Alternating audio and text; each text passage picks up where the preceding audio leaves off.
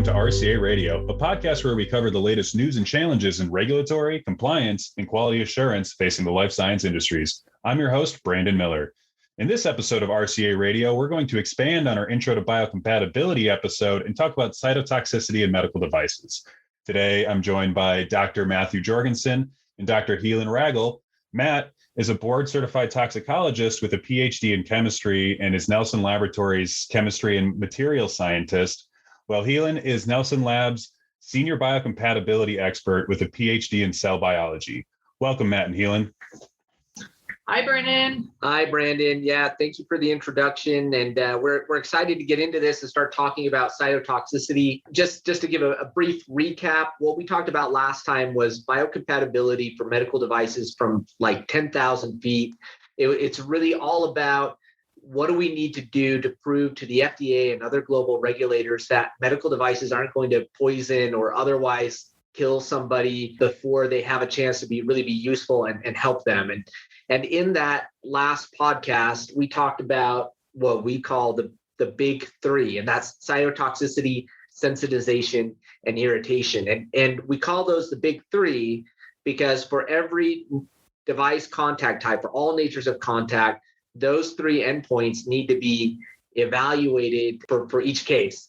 Now, within the big three, if you had to pick the big one, the number one, it has to be cytotoxicity testing. So even if a device, even if you can explain why sensitization and irritation aren't a risk, you still almost always are going to at least run a cytotoxicity test.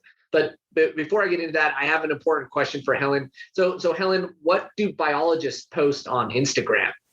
I don't know. What? Selfies. it never gets old. So today we're going to talk about cytotoxicity. So that's why we have the cell joke. Again, we're focusing on if there is one single topic in all of biocompatibility, this is one that everybody touches, cytotoxicity. Helen, why do we care so much about this? Why is this such an important test that everybody has to do? Yeah, so that is a great question. And I would say cytotoxicity is like the blessing and the curse all tied up into one. The reason why we look at cytotoxicity is that is the one test that can be run relatively quickly. It's very, very cost efficient compared to the other tests in the biocompatibility suite. And then we also can kind of think about this is the most sensitive test that we can run, that if there is a concern, it's probably going to be this one. So this is why we talk about it today, because later on we'll discuss what to do if you have a result that was not what you expected. Yeah. And so what we're trying to do as we go through this, and we'll talk about the test method in a little bit more detail. As you go through the process of testing for cytotoxicity, you're going to expose the medical device to naked cells one way or another. And the most common way that we expose them to cells is that we soak it in like a very cell-friendly broth. And we say, okay, is there anything from the device that's coming off into that broth? And then we put that broth onto these cells. And the cells are L929 cells. They're very, very sensitive. And you can compare this to what happens clinically, right? So if you have something that's on your skin, it doesn't touch naked live cells. It touches your outer dermal layers, right, before it ever can get close to a cell. And if something's another place in your body, it has very little direct contact with such sensitive cells. So we're really exaggerating this. It's exposing a device to these naked cells, either through transfer in a liquid, or in certain cases, we can put the device right onto a cell bed. Yeah, and then we basically look at what's going to happen to the cells. Are they going to, start withering away, or is there some reaction that is going to cause the cells to round up and show reactivity like dying, or they look totally fine? Or we can also talk about the test methods later. But anyway, we look at how the cells react to that broth that has been placed on the medical device that we're investigating. So that's the outcome. And as you can, see, because these are naked cells on the cell culture dish, these are very, very prone to have something affecting them and their viability, right? I always say to my customer, like, look, if I put a drop of water, or maybe let's say 5 drops of water onto these cells, probably gonna die. Just because we're throwing off the system by itself that causes the cells to die, right? So there's the curse side of the test. So we just want to go into this topic knowing that not all cytotoxicity reactions are inherently bad. We just need to know what's causing them. Okay, so should we start to think about how these tests are run so we can kind of explain where there could be some problems coming and how we can evaluate the results? Yeah, I think that makes sense. I love everything that you just said there. This is a very, very sensitive test. It's very easy to kill these cells.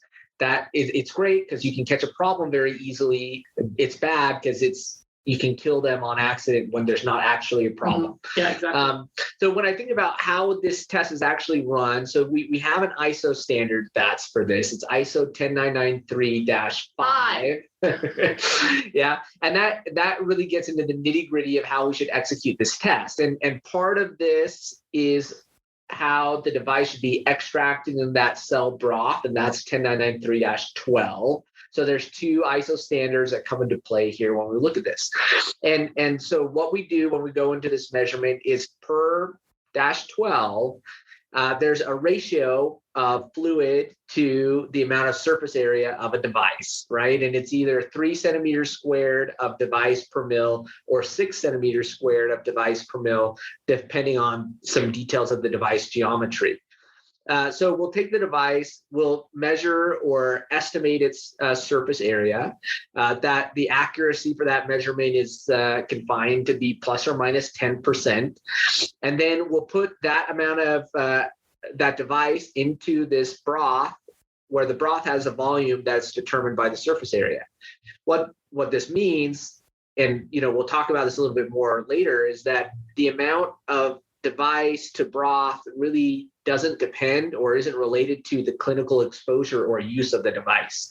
So we need a certain minimum amount of fluid in order to execute the test, something like 80 milliliters. And if you have a very, very small device and you're going to put 3 centimeters squared of device surface area into that fluid, to get 80 mils, you might need thousands and thousands of devices. So if you have something like a surgical staple or a small nitinol stent, you're gonna literally put thousands into this solution of broth, and then we're going to take that broth and expose it to the cells. And that really means you have cells that are growing into in a well plate, and you pipette aliquots of this broth on top of the cells. After you do that, they get incubated for 24 to 48 hours or 72. or 72 hours. It depends on how long the device is used. And then you take it out of incubation and take a look and say, did it kill the cells or not? Yeah. You look under a microscope and did they pop or not? And that process that I just described, that's really the MEM version of this test. Mm-hmm. That's where you soak it in the broth and expose the broth to the cells. And then there's a human being that looks in the microscope and scores how deadly and bad the cellular carnage was. And this is by far, I think, the most common way to test cytotoxicity, though there are others that are allowed and that are used globally. So Helen, why don't you give a brief explanation of the other ways that people do cytotoxicity testing? Mm-hmm. So the setup of the test is still the same between the different test types, right? For example, like Matt said, MEM elution is basically you take the broth that has been having the medical device sat in it, put it on cells, and measure the viability of the cells. But there are different types of tests to measure that, right? So MEM elution, that basically has the person looking through the microscope and thinking, how many cells do I see there? Is there a difference between control versus the test article view? Another method is an MTT assay or an XTT assay. That one is slightly different. So it takes out the human component and basically measures the cell viability by administering a dye to the cells.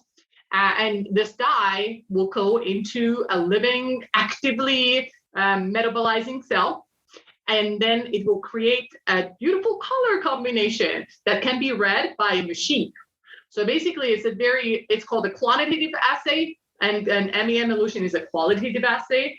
So the quantitative assay basically, again, looks at the cell viability compared to the control by using this colorimetric assays. Another method, there's different methods of cellular uptake, like neutral red uptake. It uses similar type of concept where live cells tend to take up stuff from the medium, and that colors them, and you evaluate the colored cells. Another one that I wanted to kind of point out is that the ISO 10993-5 also says that you can do an agar overlay test, where we basically put the medical device on an agar little film or layer that is on top of these cells. And then you kind of see it's to mimic really the skin contact, where there's, like Matt said, there's different layers between the cells. Actually, you have the epidermis, that's really like dead cells. That's kind of like the agar portion. And then you have the live cells on the bottom that you kind of measure the cytotoxicity of. But then I want to make sure that everybody understands, as far as we know, the FDA does not agree with this agar overlay test. So consider that when you pick your test for the cytotoxicity. So the most common ones are the MEM elution. That has been like the industry gold standard forever. And then now the quantitative assays like the MTT and the XTT, those are popping up more right now. Yeah, so maybe we can talk about this just very briefly from a regulatory perspective.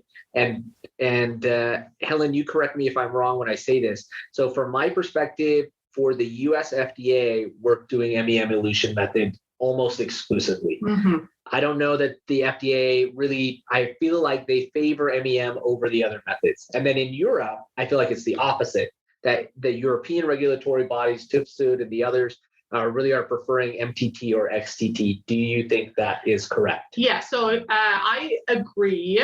I do think that you can either choose one or the other, and it will be accepted.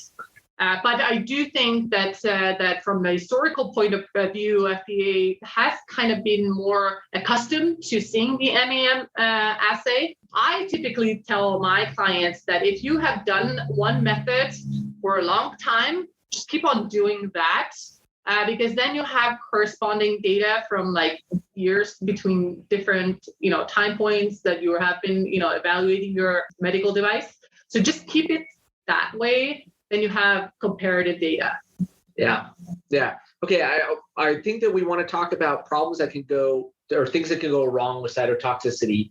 Before I talk about things that can go wrong in terms of cytotoxicity failures, I wanted to just take a minute and talk about things that can go wrong, like logistically in performing the cytotoxicity test at all, because it really helps to guide your mind towards, where you're going to test cytotoxicity and things like that.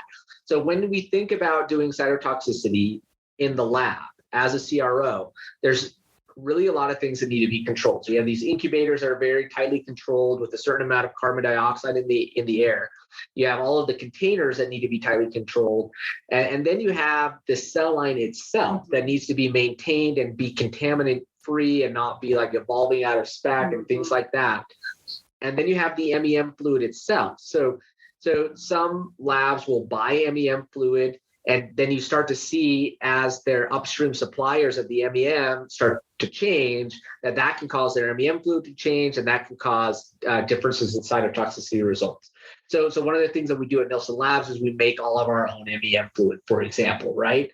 And we have careful ways to track the cell line, and we maintain that very carefully, and all of this other stuff. And the reason why I bring this up is because we have personally like coached companies that were trying to build cytotoxicity lab testing in-house. So you can imagine large medical device manufacturers that make many, many devices, they may want to do this test themselves. Mm-hmm. And it can get very complicated and things can go awry. And I think, Helen, from experience in academia working with cells, there's lots of ways that this can go wrong. So I would say before you think about bringing cytotoxicity in-house yourself or saying, oh yeah, I can kill cells myself, I'd say it's actually pretty easy to kill cells. It's much, much harder to keep them alive in a controlled way when you do the test. So it's good to kind of ask some of these questions when you think about where are you going to send this type of test. And then I guess the other thing I was going to bring up is that, okay, we've made a big point. It's really easy to kill these cells, yet this test is required and it's good as a screening tool. So what types of things can go wrong, or what, oftentimes we know a device is going to go wrong even before we test it. So what are some examples of things that we test for cytotoxicity, yet we know that they're going to fail that test? Yeah, I think that's what everybody wants to know. So what we know is some of these, for example, some of these biodegradable materials, right, like PLLA, when we put it into the extraction medium, they start to degrade, and they might even cause a pH shift, right? Remember I mentioned the water, the pH shift does the same thing. By shifting the pH, kill the cells, because the cells are like, I'm not feeling very comfortable now, and then they just die. So that doesn't mean that your device is bad, because, again, these are just naked cells, and, tissues in the human body have buffering capabilities that can handle the pH shift. But in this test, you will see a failure. Anything that has antimicrobial anywhere in the name, we have to understand that that's also right out. And there's many, many flavors of antimicrobial everything in the medical device world.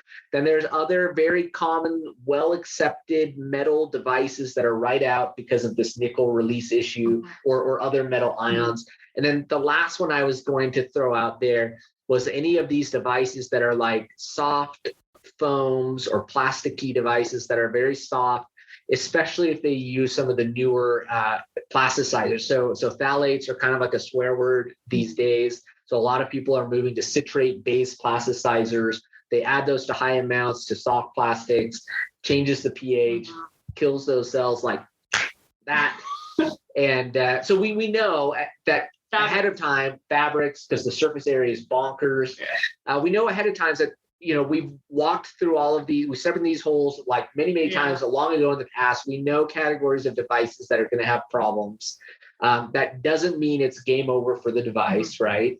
And there's different ways that we can approach this. I think the nitinol stent is a great example of that. So nitinol stents, they're small, they're inherently like very, very low risk. We know that they have a long history of clinical use on the market. However, they often will fail cytotoxicity testing because you have to use the required extraction ratio, which means you have to put like 50 of them into the extraction medium to get the required amount of volume to run for the test, right? Like Matt before mentioned.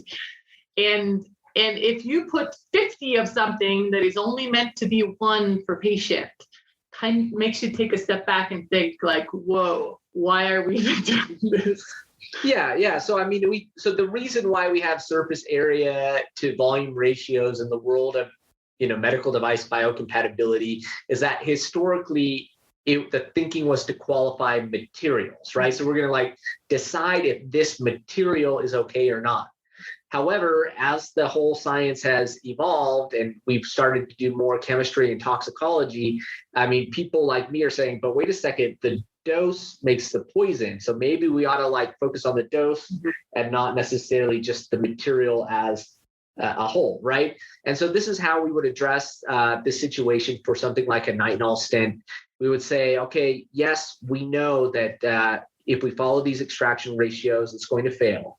And we still will follow the extraction ratios and we still will demonstrate that it failed. But then at the same time, we'll measure the amount of metal ions that can leach or leave the nitinol device over time. So we'll do a little bit of chemistry testing using inductively coupled plasma with mass spectroscopy. And we'll say, okay, this is how much nickel leaves that stent per day. And then we can apply the beautiful and very elegant art of toxicology to this problem and say, yeah, we know that this amount of nickel, when it's in MEM fluid, and there's 50 of them, we know that that's going to kill L929 cells. However, we also know that it's impossible for this to cause any clinical harm when it's used in a patient. Mm-hmm. So this is the primary way that we would approach a cytotoxicity failure. Is we'll see what can leave the device that could cause cytotoxicity. So there will be some chemistry testing that's part of that. And then we'll say, okay, now that we know what the cause of cytotoxicity was, is that cause a concern when we start to think about patient safety in real life? Mm-hmm.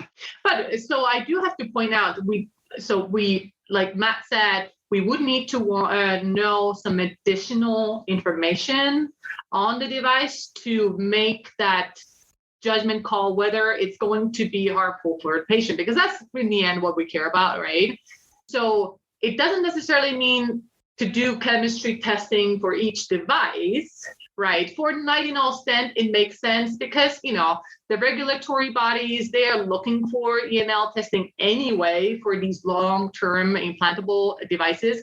But let's say we have a Band-Aid, I love Band-Aids that has let's say silver in it that will, as we said, fail the cytotoxicity. So in this case, like the ENL approach, it's kind of difficult to do for a Band-Aid. So for this, if we do know exactly how much silver is going to be put on the device, let's say, we can maybe do a theoretical calculation and do the assessment or, provide the supplementary data that way.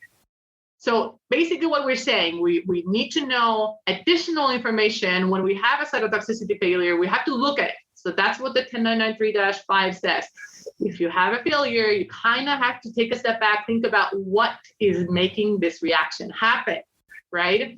So then, you can do some additional cytotoxicity testing on, let's say, different parts of the device to hone in on what is it exactly that is making it, right? Then you can also think about, okay, if we're honing in, yes, it's silver, then we can address the silver specifically, right? If we have, let's say, a soft plastic containing device, and then we can hone in on that, then we can say, okay, it's probably from these plasticizers, right? For the plasticizers, especially if we're talking about a device that only has, let's say, indirect contact and only contacts a single specific type of solvent, like let's say irrigation fluid or some, injectable saline, right? Then we can also think about, the way we run the cytotoxicity test, does it really address what will be exposed to the patient? Because the medium, the broth used for the cytotoxicity testing, the standard test, contains both polar and non-polar constituents. But if you only have contact to a specific type of solvent, maybe we need to run the cytotoxicity test again that uses that specific type of solvent. And then we see oftentimes these plasticizers don't come out in polar extract as much as it would be in a mixed polarity solution, right, Matt? Yeah, that's right. And I think that's really important to remember, that there are devices with a nature of contact to the patient that's not really represented by MEM fluid. Mm-hmm. So you gave several examples of the way that we can address a failing cytotoxicity test. I just want to kind of recap that a little bit and see if we can tie it all together. So cytotoxicity, it's a test that measures whether or not extracts from a device will kill cells. It's a very sensitive test. It's a test that's easy to fail. If you get a failing cytotoxicity test, it's not the end of the world. It happens actually all the time. Don't panic. Talk to some experts or dig in a little bit deeper. There's a few different ways to address that. One, if the device is a device type that you're going to be gathering chemistry information anyways, then that chemistry information can be leveraged to show like, here's why it failed cytotoxicity, and here's also why that's not a clinical concern, right? Another option would be to look at the extraction solutions and make sure that this MEM fluid is appropriate for what you're doing, right? If it's a limited contact device that you're not going to be doing chemistry testing on anyway, then you can maybe do some theoretical calculations and say, hey, this thing is touching a patient for 15 minutes. It has silver. How much silver could leave the device in 15 minutes? And make an argument why that's not clinically concerning in the end. There was one more, I'm not sure you mentioned it, but I'm just remembering it now. You can also do a comparative cytotoxicity test where you do some serial dilutions. So for example, if you have a bandage that is embedded with, let's say, a quack, a quaternary ammonium compound, and you know that there's another bandage on the market that's also embedded with a quack, you can say, well, my bandage isn't more cytotoxic than the one on the market. And what you'll do is you'll extract it, do some dilutions on those extracts, and measure at what point do these dilutions start or stop becoming cytotoxic. So there's a few different ways to address that. I think all of them are good, and it really depends on the individual situation or scenario that you're in. This whole idea of addressing a cytotoxicity failure, it's I think a big topic, one that is excited as I am to talk about. We probably could talk about it if we were careful for at least 2 or 3 hours, just nonstop rambling. And it's mostly because it's so terribly exciting, but it's also because there's just a lot there. So if you, the listener, want to learn more and really go deep into just this idea of cytotoxicity failures, Dr. Helen Ragel recently published a paper in Biomedical and Instrumentation Technology, Medical Device Industry Approaches for Addressing Sources of Failing Cytotoxicity Scores. So we have a recently released academic paper out there that talks about all of this in detail. You're welcome to look that paper up and to read a little bit more about it. Or, of course, you can always contact Helen or I, Dr. Jorgensen, though everybody calls me Dr. Dew because I drink just so much Diet Mountain Dew. So you can call me that as well. You can reach out to either Helen or Dr. Dew, and we would be more than happy to discuss this and walk you through cytotoxicity, how it might fail, and what you can do about it if it does fail. Yeah, so if you have a cytotoxicity failure, who are you going to call? Matt and Helen. Dr. Dew. Thank you both so much. Do you guys have any final thoughts before we wrap this up? No, I don't think so. I feel like we've about beat this to death or to cytotoxicity, to cellular death. We beat it to cellular death. The main message is it's required for everybody. Everybody needs cytotoxicity. So you're going to do it one way or another when you have a problem. Yeah. And I mean, we just understand there have been many different types of failures that we have dealt with.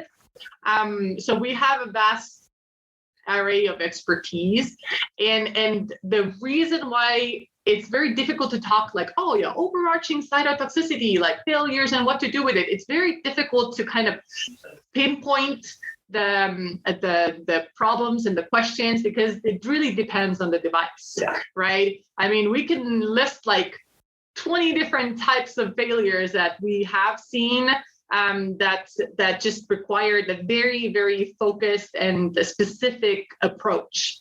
So that's why I said, call us. Yeah, we're happy to talk about it anytime. I thought about another one, like oily gels and liquids. Oh, yeah. Those fail all the time. Toothpaste. Oh, yeah. Toothpaste is a nightmare. So for any of those, we're happy to help anytime. And I would say look forward to the next installment of this podcast where we'll talk about sensitization with Audrey Turley. Yeah, and make sure for our listeners, if you haven't listened to it already, go check out episode 19 of RCA Radio. That's the intro to biocompatibility podcast that we recorded prior to this one. And I want to thank our listeners for tuning in to this episode of RCA Radio. Be sure to subscribe to be the first to know when we update the next episode. And thank you again and have a great day.